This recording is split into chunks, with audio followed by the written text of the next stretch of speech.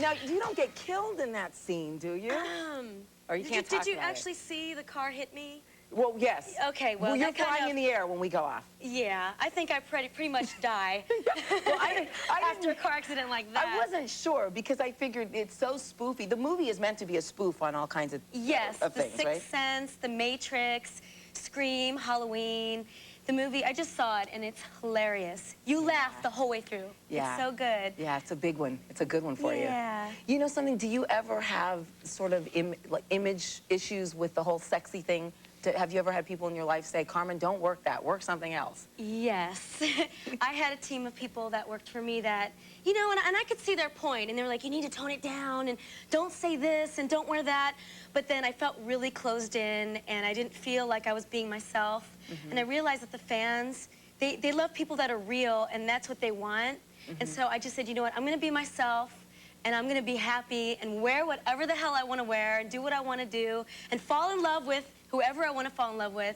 And now that I'm just letting loose and being free and being myself, people are just like so supportive and so sweet. You know something? How was it for you working on Baywatch? Because I've heard you kind of talk a lot in the past about the bathing suit not being yours and sharing this one's bathing suit. And I was like, okay, wait a minute, I got to really get this from the horse's mouth, so to speak. Yeah, I didn't have a bathing suit, so I remember the first day they brought in a rack of suits. One of them was Pamela Anderson's, another one was, I think, Tracy Bingham, Yasmin Bleeth, and Yasmin's fit the best, so I basically had her suit throughout the whole season. And then finally, 2 weeks before the season was over, I got my own suit. But then I was done. Yeah, so. Couldn't they afford it? Why did they use someone else's bathing suit? I don't know. I think they were just busy. I don't know. I know they can afford a bathing suit. Yeah, you would think, right? So was it a good experience for you all in all? It was. I mean, it's the #1 show in the world in syndication. So, I mean, that exposure, you can't really get anywhere. So it was a really positive experience, and I'd never acted in my life. I was actually afraid to even speak in front of a camera, you know, and then when I got singled out, it was like such a release for me and such a chance to really get out there, and Baywatch was my first acting job, so, but it was hard. Yeah? That show was hard. What, the hours, the swimming? Oh my God, imagine you get up at 4 o'clock in the morning and put on a little bathing suit, your butt's hanging out, and you're swimming in the ocean, it's freezing cold. The butt hanging out part would be harder for me than the cold water. Yeah, it's tough. How old were you when you started to kind of think about, because I was talking with someone recently about a woman and how she grows into her sexuality, you know, and I think that all of us have a really interesting journey with how we find ourselves and our femininity and what's beautiful and what's not, what's sexy and what's not. How old were you when you started to kind of notice things about yourself? Well, I studied ballet my whole life. I started when I was 5 years old, and as you know, in ballet, you know, you're supposed to look like a stick figure, you know, and they want you to be really skinny. And when you're like, you know, 10, 11 years old, it's natural to be skinny like that. And then when I hit 13, my butt and, you know, my body just started to develop a little bit more. So the teachers were really strict, and they would yell at me all the time. And so I started thinking, God, I can't, you know, I can't eat this and I can't eat that. And then I noticed the boys in school were kind of checking me out. So I said, you know what, this isn't so bad. I'm gonna go ahead and eat that burger and just, you know. yeah, guys actually have a different definition of what's sexy on a woman than women do. I know, women think that men would like a woman that's skinny, and it's so not true. I mean, every guy I've ever talked to is like, no, Jennifer Lopez. I like the, you know, a heavier girl with a body. You almost said it. With a little like shape. Stop. But it's true. It's true, though. You can say it. That's a good thing. And you know, if more women are just, you know, natural and, you know, with their weight or whatever, not the boobs, because I can't really say those are natural, but, I mean, you know, if you just eat and be happy, then, you know, it's all good. You know, what's the pressure? What kind of pressure leads to you making a decision to say, okay, I'm going to get my breast done? And why did you do it? Since you brought it up. I had fibrosis, which is a lump in the breast. It's not, it wasn't cancerous. So I had to get it removed anyway, and I just thought, you know, I'm just going to do it. I'm just going to go for it. I wanted to do it, and... Did it hurt? Yeah. Yeah? It hurts so bad. Yeah? You can't move. You're just laying in bed, and I was going, why did I do this? Yeah. You know, why am I punishing myself? But then you get used to it. It becomes a part of your body, and, you know, you don't really think about it. It's a good body. It's a good one. Okay, you know, we have to show a booty shake clicks. It's sort of a perfect segue now, since we know that guys like back. Check this out. Check this out. This is pretty. You're pretty good, I gotta tell you. Because I said earlier, I was like, I don't think I'm gonna be able to booty shake with this girl. You can do it. It's easy. You'll show me? Yeah. All right, let's look at the clip. Let's see. Shake, shake, shake, shake your booty.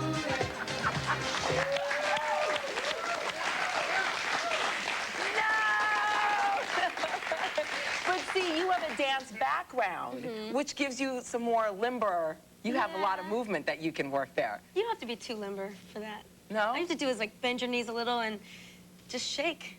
Shake? Just shake it. I want to see her. You want to see her? Yeah. You want to see her? You'll do it with me. You're going to show me.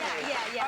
All right. This is as good a place as any. Shall we Okay. try it? And then when we get back, I promise we're going to have okay, wait. We're going to have a lot more conversation. So turn but for around. now, all right, turn Bend around. your knees a little bit. Bend your knees a little and bit. And then just shake. Shake.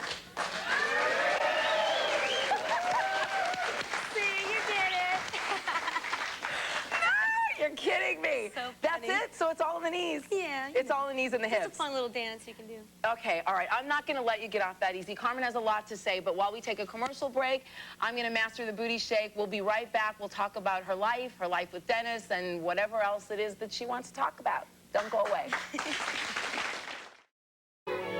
Together. Right now, we both have separate houses. I live in LA. He lives in Newport Beach. We haven't really discussed what we're going to do because Dennis wouldn't tell me if he was going to play or not. So I just found out along with everyone else here. So I guess that's our next step to figure out exactly what we want to do. Pretty much, she's working, I'm working, and it's very difficult to kind of, stay home together and whatever. When she's on the road, I'm on the road, so basically we don't really have a house together. Yeah, hopefully that when I quit basketball, maybe I can settle down. Damn, did I say that? It's like, I say settle down. Welcome back to Later. We're here with Carmen Electra. Now, what do you think is one of the most, because every time someone says your name, obviously, you had one of those highly scrutinized, highly publicized marriages. What do you think is the biggest misconception about your relationship with Dennis? There was just so many rumors and weird things happening, starting from the beginning. And it's hard, it's hard when you love someone and they love you and you're trying to have a life together and there's people saying this and that and you're hearing things and it's just, everything just becomes chaos. Yeah. And I think the misconception is that we really do love each other very much. Now there's rumors that we're married again, which is not true.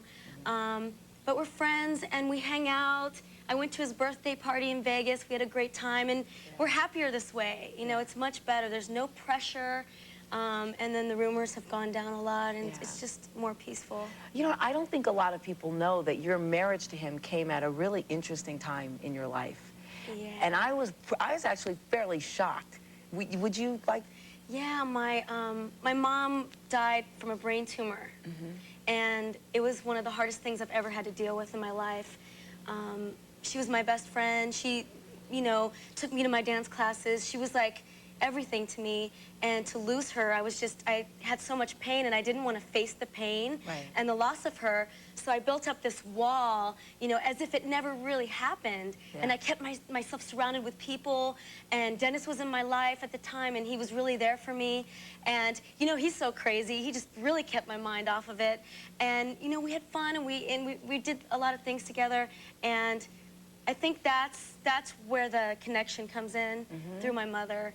And then, eventually I just had to step back and reevaluate the relationship and really, deal with the loss of my mom. And that's where it started. Right. And now I'm so much happier. Right. And I've cried, I got it out. Yeah. I cried and I felt it. And so I'm in a better place, for sure. You kind of said that you felt that your wake-up call came with your arrest in Miami.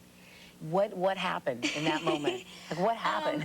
It was so silly. We had an argument, and Dennis, you can hear his voice. He's got a really deep, loud voice. And someone called the police, and they arrested us. It was really not even that big of a deal. But my mugshot was really cute. It was kind of cute.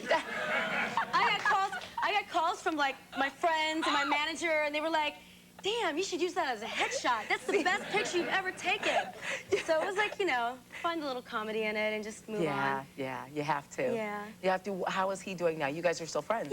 Yeah, he's good. Yeah. I think he's deciding if he's gonna play again. Yeah, great. It's, I would imagine that you could connect in so many places because he's had such an interesting life and childhood as well. Yeah, and you know, everyone that knows Dennis knows that deep down inside, he's a really good person, and he has such a big heart.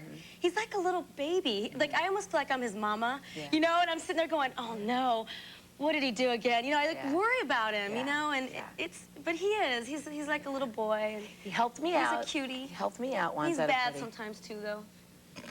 Real bad. We know that. Okay, so since you're not married, what do you look for in a guy that you're interested in? I think now someone who does have boundaries. You know, I think it's really sexy when a man. I